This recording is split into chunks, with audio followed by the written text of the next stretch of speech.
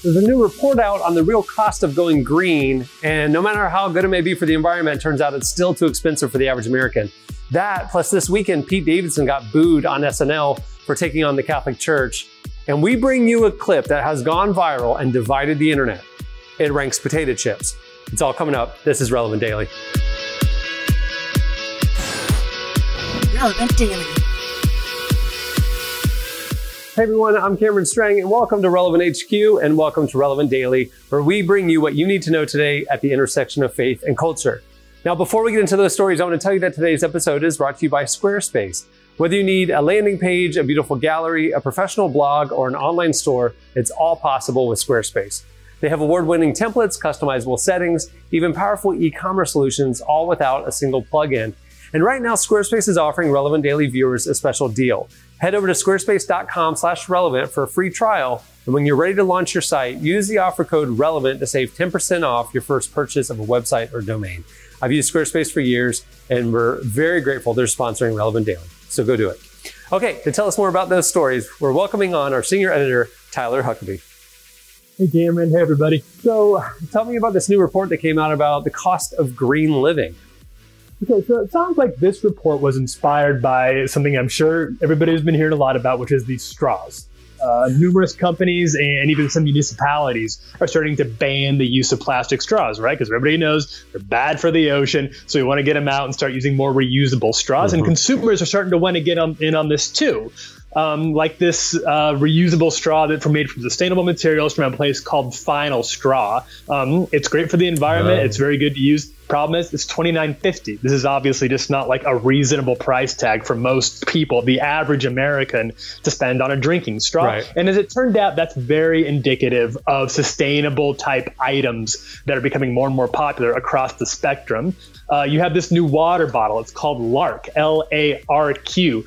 It actually uses UVC light. It takes it in through the cap, and it can clean and purify your water. It's great. It's a way better solution than the like plastic disposable water bottles you get at Walgreens, but they cost $100. There's even reusable beeswax now that people are using instead of plastic wrap. It keeps your food fresh. You can just put it over your to-go containers, but this costs $20 instead of plastic wrap, which is like $1.99. So what this study found coming out of Bloomberg is again and again, these items cost many, many multiples more than what most people are certainly willing to spend, and in many cases for the average American are even able to spend. Right. I mean, it's a huge issue. I mean, we've been covering kind of going green from a sustainability standpoint relevant for years, because this is just good stewardship, right? Whether or not you are a climate denier or it's just good stewardship, right? I mean, sustainable living. Jesus's message wasn't about excess and wastefulness. We think we should be good stewards of the resources we have. So that's always been our standpoint. But it is true. I mean, I personally, in my own life, I've tried to go green for years. I drive an electric car. I have smart light bulbs. All that. It is expensive, man. So it's interesting that's the thing now, is like this generation cares about this issue, but they can't afford to actually adopt a lifestyle. And it's like you feel like you're kind of trapped between, I want to be a good steward of the resources that I have, but I also want to be a good steward of creation around me. And sometimes it seems like you kind of have to pick which one you're going to be a good steward of, because you can't do both. I mean, think about like Elon Musk and Tesla, even with the new Model 3 lower price version coming out last week, finally available at $35,000. That's kind of like the bargain basement pricing of an electric car. Right. And $35,000 is a very nice non-electric car, you know. So there's definitely a disparity of economics, you know.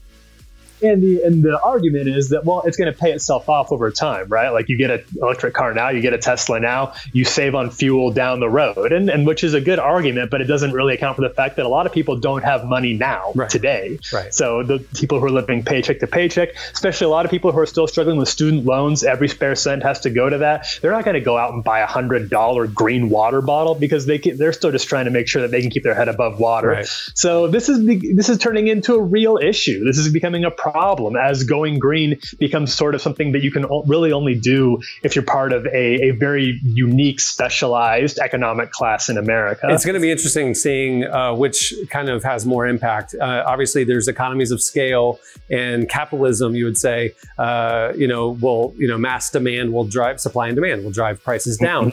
But a lot of times to pivot toward a very new thing like this, it requires government intervention to regulate and to reward. I mean, even electric cars up until last year, you got a $7,000 tax credit if you took that investment because it did cost more. The government got involved to incentivize it.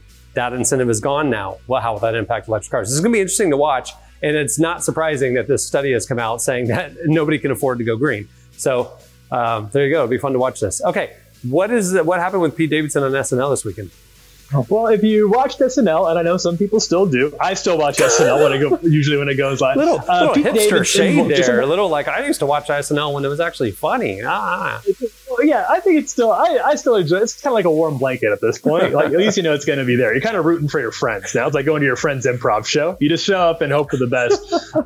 They bring Pete Davidson out on Weekend Update, usually to do sort of just a man on the street, give like the young millennial perspective. And in this case, what Pete Davidson did was brought up the allegations that were made recently against R. Kelly, which landed him in jail until bail was posted. And he said he made the comparison, saying that listening to R. Kelly is kind of like going to Catholic church. And this got him a very resounding, very noticeable boo from the crowd who didn't like the comparison at all. And he seen the note was coming. He backpedaled. You can see it for yourself here in this clip. If you support the Catholic Church, isn't that like the same thing as being an R. Kelly fan? Like, no, I don't really see the difference. Only like one's music is significantly better. Yeah, so as you can see, I don't know if the crowd is quite ready for the for the R. Kelly Catholic Church comparison. Yeah. Although I think I see what he was trying to say. Yeah. The analogy maybe isn't quite as perfect as simplistic as he made it. Yeah, I mean, R. Kelly is still in the mode of completely denying that he did anything wrong. And while it took decades for the Catholic Church to admit there was an issue, now, I mean, they're actually excommunicating cardinals. They're actually, they're actually dealing with the issue. So it is a little bit of a different thing, but maybe, I get what he's saying. And I'll never want to push back on people speaking truth to power. I think it's a good thing. Yeah. But the fact is, Catholic Church was going against their own stated rules for this. They're saying this is a bad thing. R. Kelly has had a song called "Trapped in the Closet" out for a long time, so I don't think it's not the same. Yeah, age ain't none but a number. I mean, SNL made the joke. I mean, I'm giving y'all clues for 10 years. Yeah. So that's what happened over the weekend on SNL. There you go. Okay. Pete Davidson. Now tell us. Now, yeah, I thought it was funny you said Pete Davidson brings the young millennial perspective. Given his dating life, he also brings the old Gen X perspective. Sorry, too soon. He covers a lot of base. He's got a whole lot of perspectives. Okay, so tell us, why is the internet divided now? All right. Well, it's always going to be something. And this one, actually, I brought this clip to the Relevant editorial team earlier, and the Relevant editorial team is currently divided as well. So it's tearing families apart. It's breaking friendships up right and left. So this is the clip. We'll show you a little part of a clip that went viral of people arguing about Frito Lays chips. Take a look. So we're doing the order of these chips. Kicking it off with the regular Doritos. Then I'm going to take these corn chips. Then I'm going to do the Cheetos. Yep. Then I'm going to do the regular chips. Then I'm going to do the barbecue. Do yours, Jay. So, Lays, Doritos, Cheetos, Fritos, barbecue Lays, and Cool Ranch Doritos. Those are our options, and ranking them top to bottom. It started pretty friendly in that clip, as you saw, and by the end of it sounds like they're about to tear the house apart. Yeah. Same thing is probably going to happen to people who watch this video and start trying to rank them in the Facebook comments. Yeah. I think the only thing that we can all agree on is that classic Lays are definitely at the bottom of the pile. They're just not very good. I don't know. I see. To me, the one that I saw where Fritos was at the very bottom. I don't know. I think it's tough to argue with. I mean, Fritos is an acquired taste. Some people hate it. Everybody can get down with a plain old potato chip. I don't know. It's a good thing we're in different places right now, Cameron, or we'd be at each other's throats already. What's at the top of your list out of that list? I think what I said number one, and I'd stand by this, is Doritos. See, I would go Cheetos. I would go Cheetos, Cool Ranch Doritos, and I'm not going to begrudge your Dorito, okay? But I'm a Cheeto. There's no bad option. I don't think any of these. I'm not saying any of these are straight up bad. Yeah. There's some that's better than others. Doritos are my favorite. Doritos are your favorite. All right, there you go. Well, yeah. Cheetos kind of got it. I haven't got back to Cheetos for a little while, but it kind of takes me back to a dark time in my life. So I don't go to those very often anymore. It's kind of like a music thing for you. Okay, I got it. Yeah, See, I'm just happy to hear that the internet is divided about something other than Trump. So hey, exactly. I welcome it. Yeah. Let's move on to other arguments. I love it. Okay, so yeah, but comment, do your ranking in the Facebook comments below. That'll be fun to see.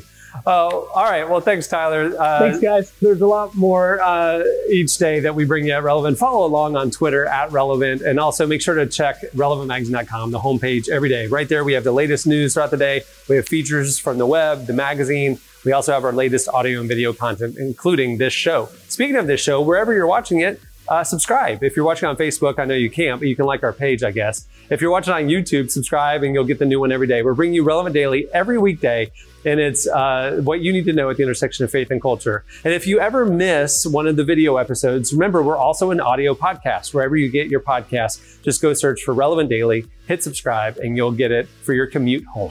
Well, thanks for watching, everyone. Thanks to Squarespace for sponsoring the episode. Remember, go to squarespace.com/relevant to start your free trial. And when you're ready to launch your website, use offer code RELEVANT to save 10% off your first purchase of a website or domain. Huge thanks to Squarespace. Go support them.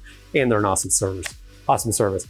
All right, everybody. Thanks for watching Relevant Daily. We will see you tomorrow.